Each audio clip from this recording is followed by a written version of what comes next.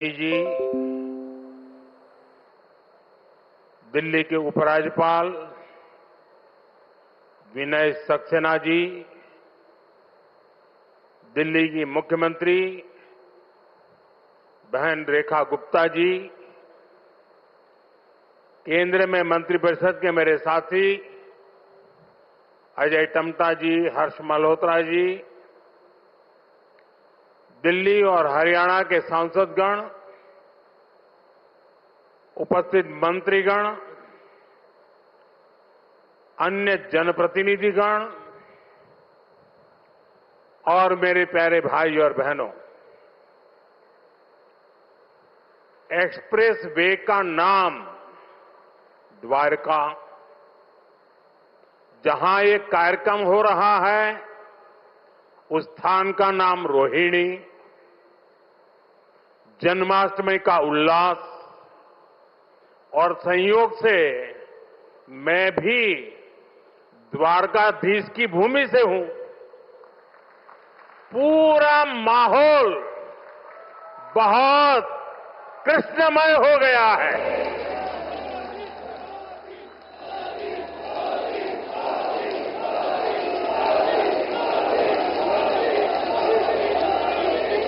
साथियों, अगस्त का ये महीना आजादी के रंग में, क्रांति के रंग में रंगा होता है। आजादी के इसी महोत्सव के बीच आज देश की राजधानी दिल्ली देश में हो रही विकास क्रांति की साक्षी बन रही है। थोड़ी देर पहले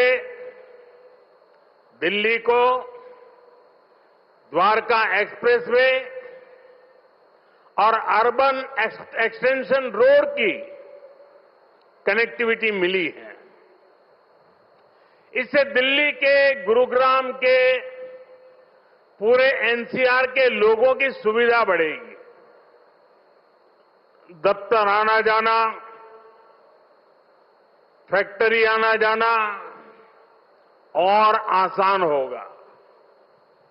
सभी का समय बचेगा। जो व्यापारी, कारोबारी वर्ग है, जो हमारे किसान हैं, उनको विशेष लाभ होने वाला है। दिल्ली एनसीआर के सभी लोगों को इस आधुनिक सड़कों के लिए, आधुनिक इंफ्रास्ट्रक्चर के लिए बहुत बहुत बधाई देता हूं। साथियों, परसों 15 अगस्त को लाल किले से मैंने देश की अर्थव्यवस्था, देश की आत्मनिर्भरता और देश के आत्मविश्वास पर विश्वास से बात की है। आज का भारत क्या सोच रहा है, उसके सपने क्या है, संकल्प क्या है, ये सब कुछ आज पूरी दुनिया अनुभव कर रही है।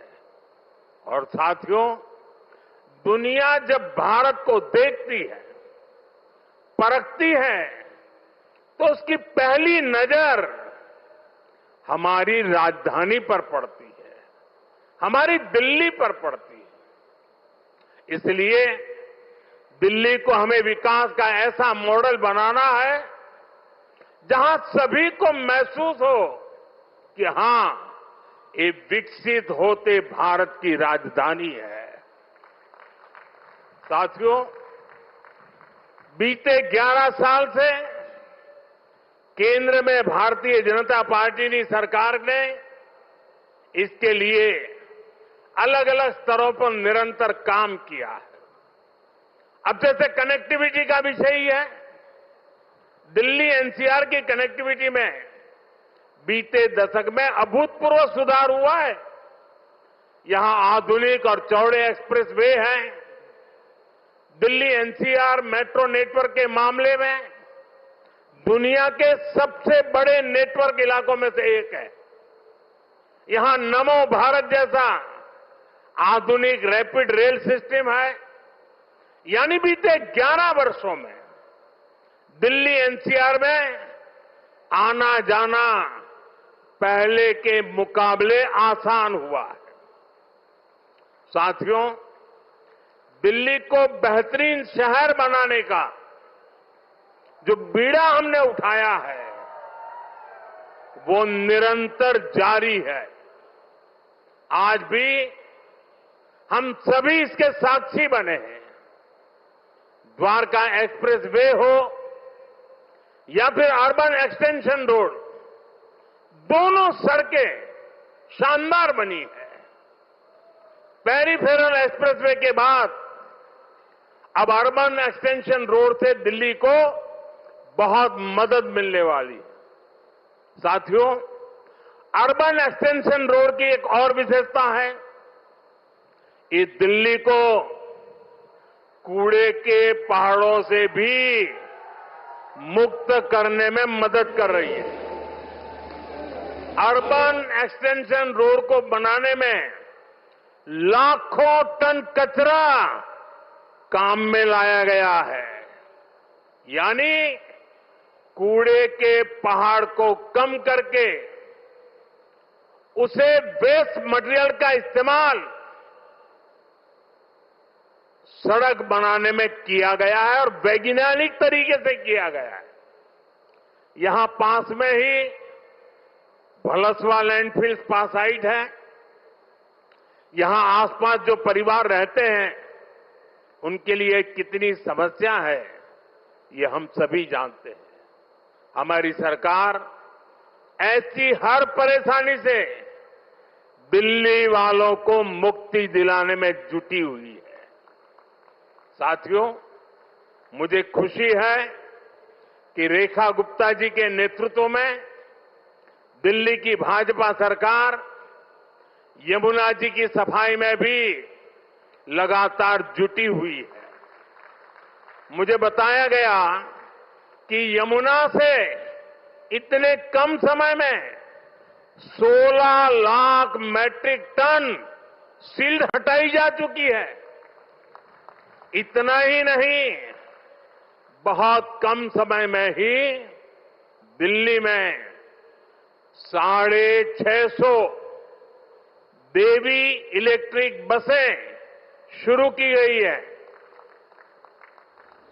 और इतना ही नहीं, भविष्य में भी इलेक्ट्रिक बसें एक बहुत बड़ी मात्रा में करीब करीब 2000 का आंकड़ा पार कर जाएगी।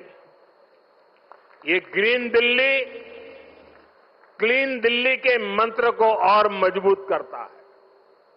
साथियों, राजधानी दिल्ली में कई वर्षों के बाद भाजपा सरकार बनी है।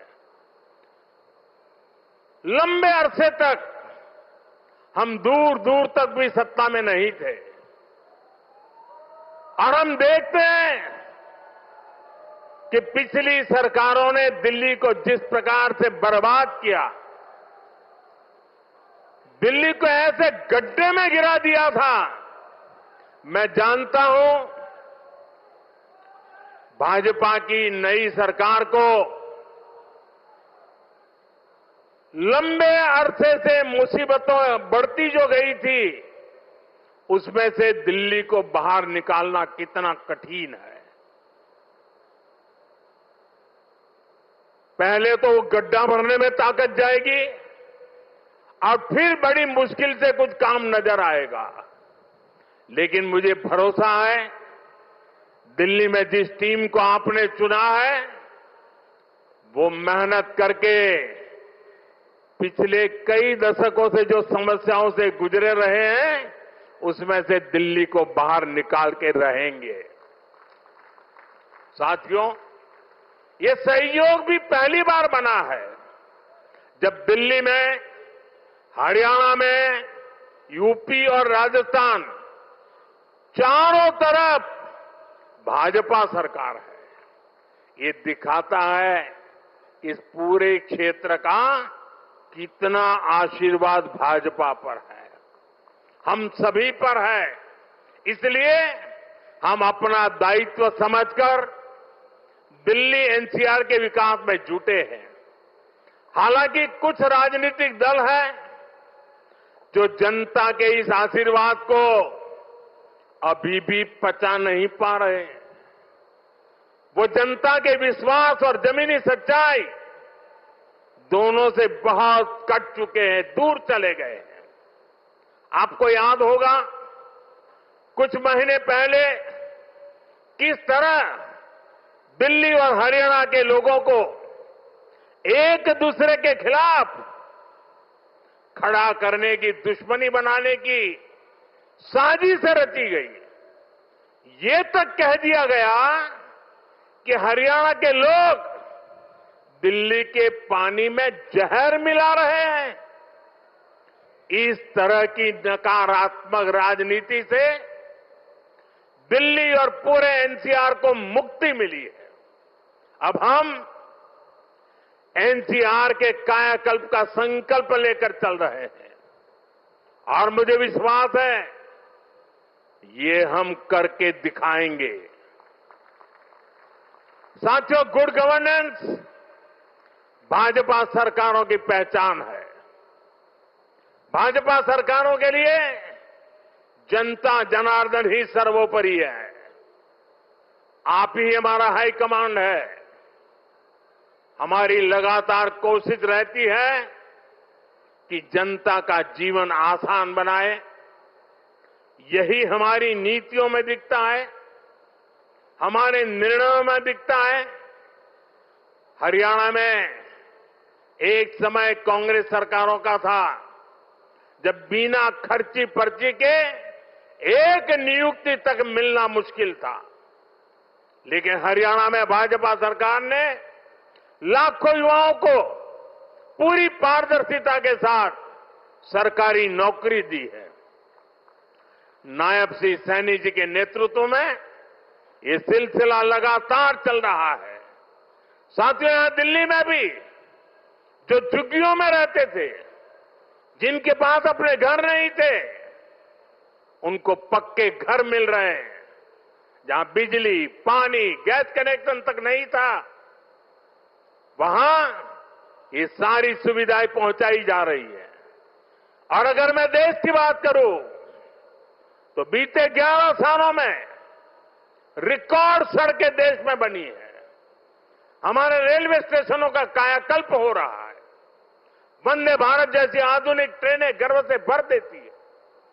छोटे छोटे शहरों में एयरपोर्ट बन रहे हैं। एनसीआर में ही देखिए कितने सारे एयरपोर्ट हो गए हैं। अब हिंडन एयरपोर्ट से भी फ्लाइट कई शहरों को जाने लगी है। नोएडा में एयरपोर्ट भी बहुत जल्द बनकर तैयार होने वाला है। साथियों, ये तभी संभव हुआ है जब बीते दशक में देश ने पुराने तौर तरीकों को बदला है। देश को जिस स्तर का इंफ्रास्ट्रक्चर चाहिए था, जितनी तेजी से बनना चाहिए था, वो अतीत में नहीं हुआ। अब जैसे हमारा ईस्टर्न और western peripheral expressway, Delhi NCR को इसकी जरूरत कई दशकों से महसूस हो रही थी। यूपीए सरकार के दौरान इसको लेकर फाइलें चलनी शुरू हुई, लेकिन काम तब शुरू हुआ जब आपने हमें सेवा करने का अवसर दिया। जब केंद्र और हरियाणा में भाजपा सरकारें बनी, आज ये सड़कें बहुत बड़ी शान से सेवाएं दे रही है। साथियों, विकास परियोजनाओं को लेकर उदासीनता का ये हाल सिर्फ दिल्ली एनसीआर का नहीं था, पूरे देश का था। एक तो पहले इंफ्रास्ट्रक्चर पर बजट ही बहुत कम था। जो प्रोजेक्ट सैंक्शन होते थे वो भी सालों साल तक पूरे नहीं होते थे। बीते 11 सालों में हमने इंफ्रास्ट्रक्चर का बजट 6 गुना से अधिक बढ़ा दिया है। अब योजनाओं को तेजी से पूरा करने पर जोर है। इसलिए आज द्वारका एक्सप्रेसवे जैसे प्रोजेक्ट तैयार हो रहे हैं। और भाइयों बहनों, ये जो इतना सारा पैसा लग रहा है, इससे सिर्फ सुविधाएं नहीं बन रही है, ये परियोजनाएं बहुत बड़ी संख्या में रोजगार भी बना रही है। जब इतना सारा साथियों, लंबे समय तक जिन्होंने सरकारें चलाई है, उनके लिए जनता पर शासन करना ही सबसे बड़ा लक्ष्य था। हमारा प्रयास है जनता के जीवन से सरकार का दबाव और दखल दोनों समाप्त करें। पहले क्या स्थिति थी, इसका एक और उदाहरण मैं आपको देता हूं। दिल्ली में, ये सुनकर के आप चौंक जाएंगे, दिल्ली में हमारे जो स्वच्छता मित्र हैं, साफ सफाई के काम में जुटे साथी हैं, ये सभी दिल्ली में बहुत बड़ा दायित्व निभाते हैं। सुबह उठते ही पहले उनको थैंक यू करना चाहिए। लेकिन पहले की सरकारों ने इन्हें भी जैसे अपना गुलाम समझ रखा था। मैं इन छोटे छोटे मेरे सफाई में बंधुओं की बात कर रहा हूं। ये जो लोग सर पे संविधान रख करके नाचते हैं ना, वो संविधान को कैसे कुचलते थे, वे बाबा साहब की भावनाओं को कैसे दगा देते थे, मैं आज वो सच्चाई आपको बताने जा रहा। आप, मैं कहता हूं, सुनकर सन्न रह जाएंगे। मेरे सफाई कर्मी भाई बहन जो दिल्ली में काम करते हैं, उनके लिए एक खतरनाक कानून था इस देश में।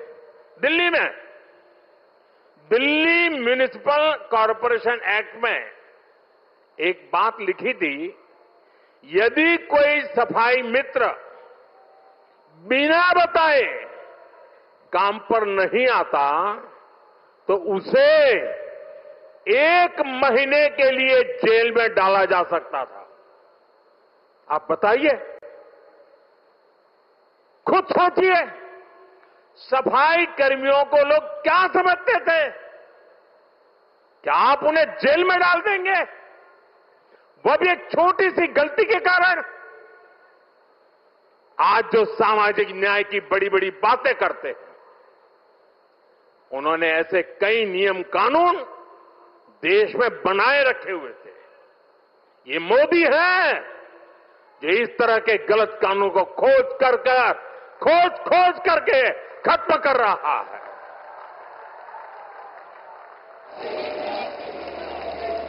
हमारी सरकार है तो सैकड़ों कानूनों को समाप्त कर चुकी है और ये अभियान लगातार जारी है। साथियों, हमारे लिए रिफॉर्म का मतलब है सुशासन का विस्तार। इसलिए हम निरंतर रिफॉर्म पर बल दे रहे हैं।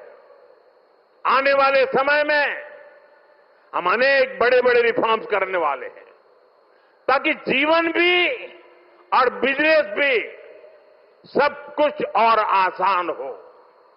साथियों, इसी कड़ी में अब जीएसटी में नेक्स्ट जनरेशन रिफॉर्म होने जा रहा है।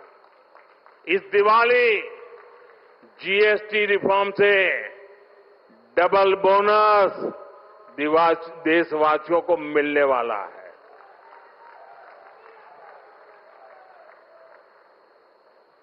हमने इसका पूरा प्रारूप राज्यों को भेज दिया है। मैं आशा करता हूं कि सभी राज्य भारत सरकार के इस इनिशिएटिव को सहयोग करेंगे, जल्द से जल्द इस प्रक्रिया को पूरा करेंगे ताकि ये दिवाली और ज्यादा शानदार बन सके। हमारा प्रयास जीएसटी को और आसान बनाने और टैक्स दरों को रिवाइज करने का है। इसका फायदा हर परिवार को होगा, गरीब और मिडिल क्लास को होगा। छोटे बड़े हर उद्यमी को होगा, हर व्यापारी कारोबारी को होगा। साथियों, भारत की बहुत बड़ी शक्ति हमारी प्राचीन संस्कृति है, हमारी प्राचीन धरोहर है। इस सांस्कृतिक धरोहर का एक जीवन दर्शन है, जीवंत दर्शन भी है। और इसी जीवन दर्शन में हमें चक्रधारी मोहन और चरखाधारी मोहन दोनों का परिचय होता है। हम समय समय पर चक्रधारी मोहन से लेकर चरखाधारी मोहन तक दोनों की अनुभूति करते हैं। चक्रधारी मोहन यानी सुदर्शन चक्रधारी भगवान श्री कृष्ण, जिन्होंने सुदर्शन चक्र के सामर्थ्य की अनुभूति कराई, और चरखाधारी मोहन यानी महात्मा गांधी, जिन्होंने चरखा चलाकर देश को स्वदेशी के सामर्थ्य की अनुभूति कराई। साथियों, भारत को सशक्त बनाने के लिए हमें चक्रधारी मोहन से प्रेरणा लेकर आगे बढ़ना है, और भारत को आत्मनिर्भर बनाने के लिए हमें चरखाधारी मोहन के रास्ते पर चलना है। हमें वोकल फॉर लोकल को अपना जीवन मंत्र बनाना है। साथियों, ये काम हमारे लिए मुश्किल नहीं है। जब भी हमने संकल्प लिया है, तब हमने करके दिखाया है। मैं छोटा सा उदाहरण देता हूं, खादी का। खादी विलुप्त होने के कगार पर पहुंच चुकी थी, कोई पूछने वाला नहीं था। आपने जब मुझे सेवा का मौका दिया, मैंने देश को आह्वान किया, देश ने संकल्प लिया, और इसका नतीजा भी दिखा। 1 दशक में खादी की बिक्री करीब 7 गुना बढ़ गई है। देश के लोगों ने वोकल फॉर लोकल के मंत्र के साथ खादी को अपनाया है। इसी तरह देश ने मेड इन इंडिया फोन पर भी भरोसा जताया। 11 साल पहले हम अपनी जरूरत के ज्यादातर फोन इंपोर्ट करते थे।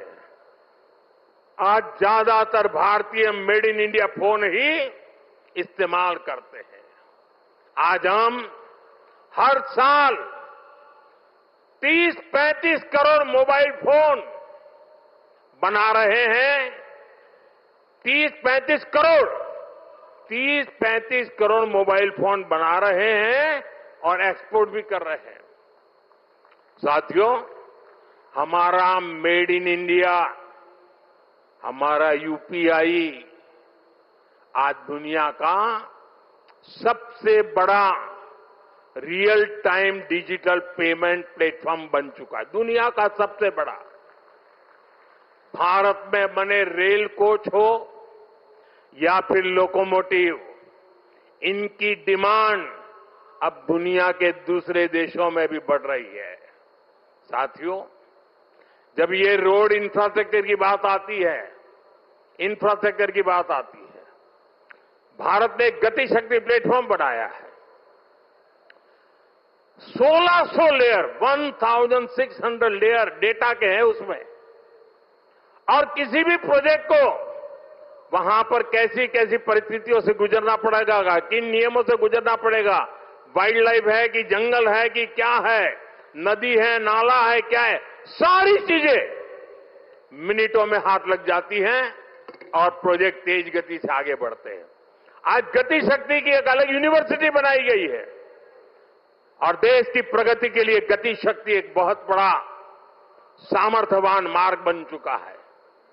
साथियों, 1 दशक पहले तक हम खिलौने तक बाहर से इंपोर्ट करते थे, लेकिन हम भारतीयों ने संकल्प लिया वोकल फॉर लोकल का, तो ना सिर्फ बड़ी मात्रा में खिलौने भारत में ही बनने लगे, लेकिन बल्कि आज हम दुनिया के 100 से ज्यादा देशों को खिलौने निर्यात भी करने लगे। साथियों, इसलिए मैं फिर आप सभी से, सभी देशवासियों से आग्रह करूंगा, भारत में बने सामान पर हम भरोसा करें। भारतीय हैं तो भारत में बना ही खरीदें। अब त्योहारों का सीजन चल रहा है। अपनों के साथ अपने लोकल उत्पादकों की खुशियां बांटें। आप तय करें, गिफ्ट वही देना है जो भारत में बना हो, भारतीयों द्वारा बनाया हुआ। साथियों, मैं आज व्यापारी वर्ग से, दुकानदार बंधुओं से भी एक बात कहना चाहता हूं। होगा कोई समय विदेश में बना सामान आपने इसलिए बेचा हो ताकि शायद आपको लगा हो प्रॉफिट थोड़ा ज्यादा मिल जाता है। अब आपने जो किया सो किया, लेकिन अब आप भी वोकल फॉर लोकल के मंत्र पर मेरा साथ दीजिए। आपके इस एक कदम से देश का तो फायदा होगा, आपके परिवार का, आपके बच्चों का भी फायदा होगा। आपकी बेची हुई हर चीज से देश के किसी मजदूर का, किसी गरीब का फायदा होगा। आपकी बेची गई हर चीज का पैसा भारत में ही रहेगा, किसी न किसी भारतीय को ही मिलेगा। यानी ये भारतीयों की खरीद शक्ति को ही बढ़ाएगा, अर्थव्यवस्था को मजबूती देगा। और इसलिए मेरा आग्रह है, आप मेड इन इंडिया सामान को पूरे गर्व के साथ बेचें। साथियों, दिल्ली आज एक ऐसी राजधानी बन रही है जो भारत के अतीत का भविष्य के साथ साक्षात्कार भी कराती है। कुछ दिन पहले ही देश को नया सेंट्रल सेक्रेटरिएट, कर्तव्य भवन मिला है। नई संसद बन चुकी है। कर्तव्य पथ नए रूप में हमारे सामने है। भारत मंडपम और यशोभूमि जैसे आधुनिक कॉन्फ्रेंस सेंटर था दिल्ली की शान बढ़ा रहे हैं। ये दिल्ली को बिजनेस के लिए, व्यापार कारोबार के लिए बेहतरीन स्थान बना रहे हैं। मुझे विश्वास है, इन सभी के सामर्थ्य और प्रेरणा से हमारी दिल्ली दुनिया की बेहतरीन राजधानी बनकर उभरेगी। इसी कामना के साथ एक बार फिर इन सभी विकास कार्यों के लिए आप सबको, दिल्ली को, हरियाणा को, राजस्थान को, उत्तर प्रदेश को, पूरे इस क्षेत्र का विकास होने जा रहा है। मैं बहुत बहुत शुभकामनाएं देता हूं, बहुत बहुत बधाई देता हूं। आप सबका बहुत बहुत धन्यवाद।